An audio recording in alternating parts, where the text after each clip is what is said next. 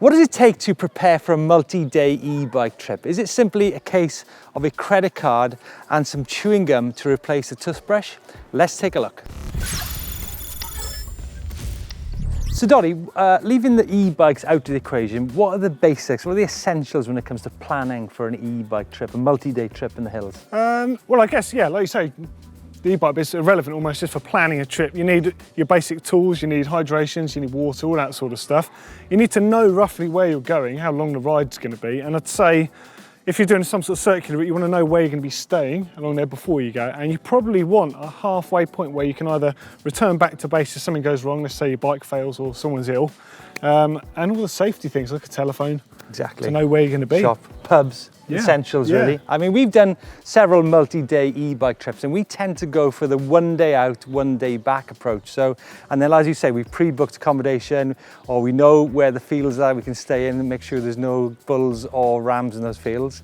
But I think battery range, Doddy, is really key. That is vital, It's I think, absolutely vital when it comes to planning a trip. So we usually aim for about 20 miles and between 2,500 and 3,000 foot of climbing each day. And then, as I say, we charge up in the pub or the hotel in the night time. Now, obviously, depending on how long you ride and the conditions you ride in, you can need to carry all this kit with you. Luckily, our ride was pretty minimal. Like, we didn't need to carry a lot of stuff, lucked out with the weather. So carrying not much on my back. Doddy, let's have a look at the kit you packed for this trip, and then we'll go on to look at what I packed in my trip for the night under the stars. Yeah, sure thing. So we've been really, really lucky with the weather on this particular trip. And as you can see, I'm wearing shorts, t-shirt, I'm not wearing a base layer or anything underneath. Now, knowing that we could get away with bare minimum, I literally took a t-shirt and a spare pair of pants. So at the end of the day, I can have a shower, feel remotely clean, and just hang out. In hindsight, I would have liked some flip-flops or something else to go in the bag. Wouldn't have taken up much more room and would have actually been pretty good. But bear in mind, if you're going to do one of these trips, weather dictates everything. You need a bag twice the size if you're doing a trip like this in winter, purely because of the extra insulation layers you're going to need, waterproofs, beanies, all of that sort of stuff. And again, the length of your trip would dictate the sort of tools you're going to need. So we've got a couple of inner tubes here. I think Jones had a couple as well. Got a mini pump, a selection of tyre levers. I mean, normally I don't tend to use tyre levers, but on these e-bikes, some of these are downhill tyre casings and they're really difficult to get off, so you've got to make it easy for yourself. And then I always carry this little tool wrap, and on the inside of here, I've got some Park sort of rubber nitrile gloves. So these are good for a few things, including first aid if you've got dirty hands and you need to tend to someone. In here, I've got a tyre boots kit in case you manage to slash your tyre, which now I've been riding one of these bikes for a couple of days, I understand that's going to happen fairly frequently because you'd be pretty hard on the hardware of the bikes. A trusty old-fashioned patch kit, one of those little adapters for CO2 cartridges and a couple of those. And I've actually got some gear cables in here. I just carry those for no particular reason other than they might come in handy. And so a multi-tool, everyone needs a decent multi-tool on any sort of riding trip, whether it's a short one or a multiple day one. I always carry one of these tiny little Toe Peak Mini 18s, obviously called that because I've got 18 tools on them. Everything up from Allen keys, from tiny little ones up to the big 8. So if your crank does rattle loose, you can be able to nip that up tight. And it's got a proper usable chain tool on there with twin jaws, which is something I always recommend because the secondary set of jaws can get rid of a stiff link, which is obviously a bit of a pain in the arse if that does happen. It's tiny, it's compact, has a nice little rubber sleeve to run around the outside of it, so it's not going to dig in anywhere. And it's going to be nice and silent in your bag. And really, it's absolutely tiny and very useful. So as you can see, you don't really need to take that much stuff. And again, emphasise, it goes into a 12-litre bag, so it's not even really a big bag, so it certainly doesn't hinder your riding when you're out on the trails. But Jones had a few extra things in his bag that I wouldn't have fitted in mine. So let's have a look and see what's in his.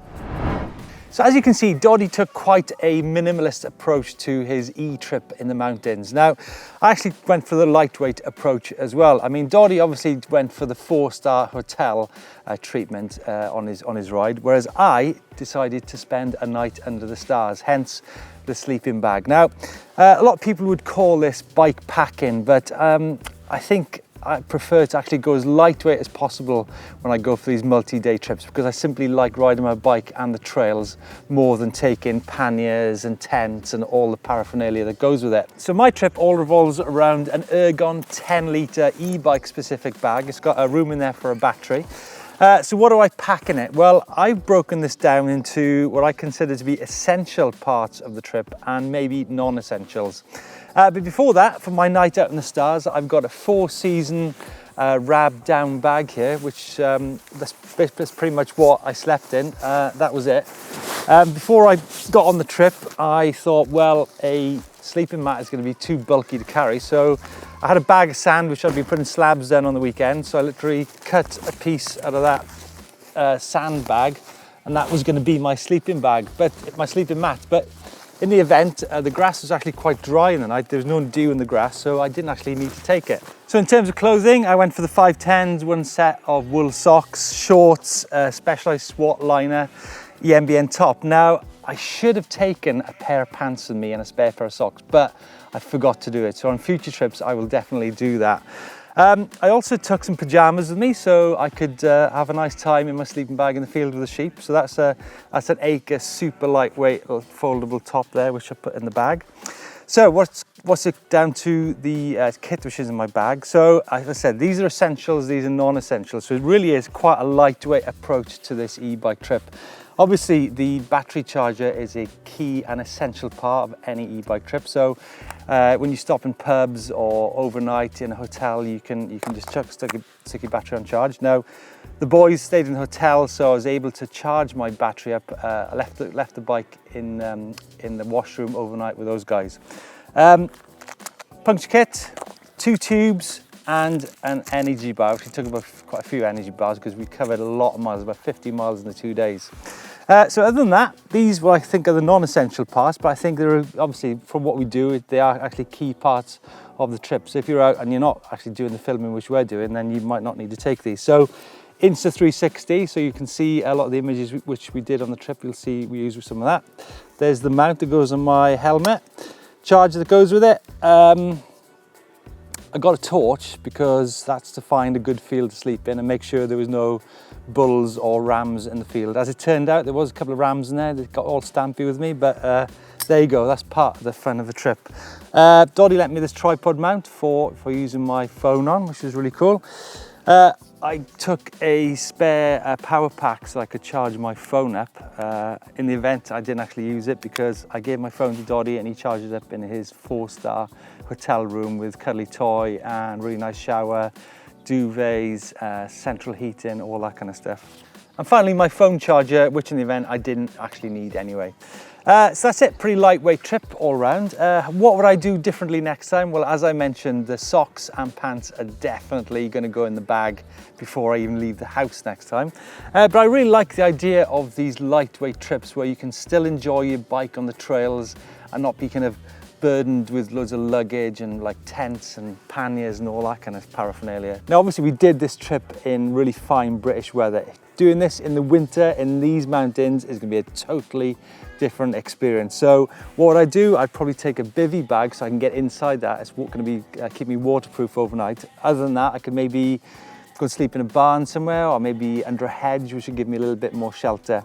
Yeah, obviously maybe a couple more pairs of socks will go in the bag. But I think other than that, that's probably about it really. So like I said, I really like this lightweight approach to e-bike trips because they are really a great way to get about, see different country.